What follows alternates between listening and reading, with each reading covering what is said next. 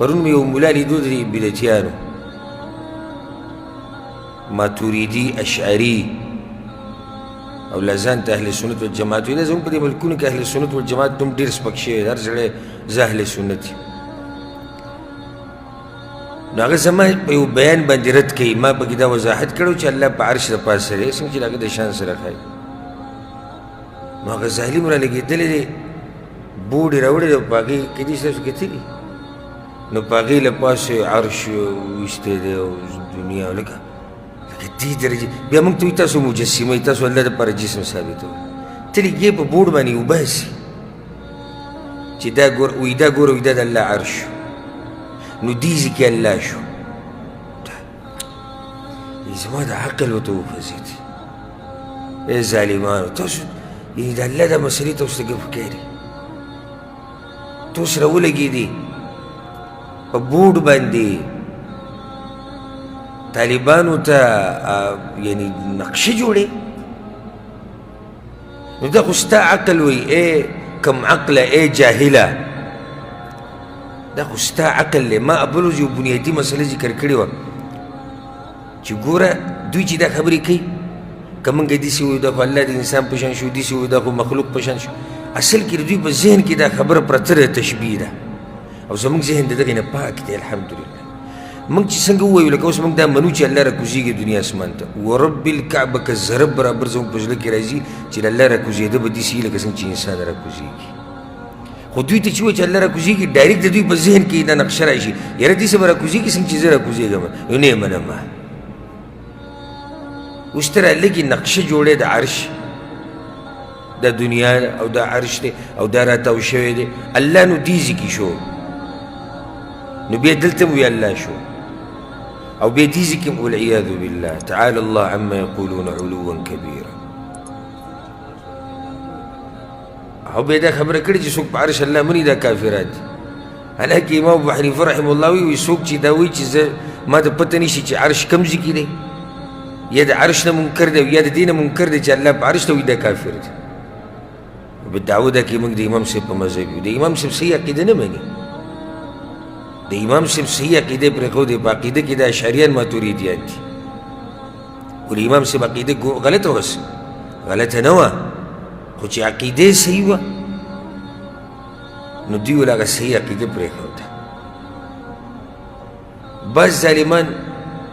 یو پیر د کراچۍ کې سمبولیان را جمع شي نو هغه یو د ټیشو ډبی را واغېستو داسې کېښود نو دا د ټیشو ډبی دی وایي دا عرش او په دې د پاسه الله دی نو الله غټ دی که دا عرش غټ دی یعنې دا که هغه سلف علما اوس موجود وي که نه لکه د امام مالک په شان هغه یو کس صرف دا تپوس کړی وي کیف استوى الله څنګه په عرش د پاسه دی څنګه چې ټولې خبرې وکړي به په اخر کې شاګردانو ته ویل سړی وباسي ولا اراك الا مبتدعا وباسي د بدعتي دی دا تپوسونه د اهل بدعو کار دی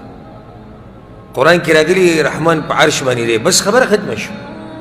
څنګه دی عرش غټ دی الله غټ دی که الله ورته محتاج دی او چې عرش نه الله کوم ځای دا خبرې دی کولو دا د بې ادبه چې انسان کې ادب نه وي مخلوق سره بې ادبي وشي هم سړی بده ګڼي بیا چې سړی راولګي د خالق په باره کې د الله په باره کې یعنې دومره جرأت چې ته نقشه جوړې دومره جرأت چې ته نقشې جوړې دا عرش دی دا عرش لیدلی دی وایي چې دا عرش دی بیا داسې دا ټکي ویل الله دې ځای کې دی داسې جاهلانو رد هم بیا نه دی پکار ځکه چې دې نه واضح شو چې دی پر خپل جهالت کې هر پوله پار کولی شي کیدای شي که سبا له الله نه منکر نه شو اوس خو دا ووایي که نه دا ناشنا عقیده دی دا مسلې به راشي انشاءالله الله نه په عالم کې دننه دی او الله نه د عالم نه بهر دی الله نه مخې ته دی نه شاته دی نه بره دی نه کته دی نه خی ته دی نه ګس ته دی نو کوم ځای کې دی او دغه شبهه ده کنه چې موږ وایو چې بلا مکان دی نو د بلا مکان دا معنی ده چې نه خارج کې شو نه داخل کې شو نه ښی نه ګس نه مخې ته شاته نه بر نه کړي کوم ځای کې دی بحضور نه الله ورک دی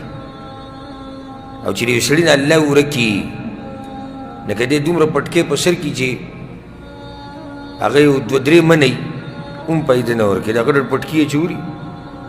صرف په پټکو مولیان شوي دي او کوم چې ورته ناست نو بلوز مې دغه یو دوره ولیده وایي د تحقیق المسائل دوره لکه چې یو سړی وایي چې زه تقلید شخصي کوم مقلد ته اجازه شته تحقیق کولو دې ته خو اجازه نشي څه تحقیق المسائل او دی به څه تحقیق المسائل کوي تحقیق المسائل تحقیق دغه یو تحقیق دی چې خپل کتاب نه خوځي تحقیق خو دې ته وایي که ستا په دې کتاب کې مسله کمزوري ته وایي چې دا کمزوري ده دا به دوی د خولې نه څوک راوباسي چې دا کمزوري ده نو دا یعنی کمې درجې ته یو سړی حماقت کې ورسي او جهالت کې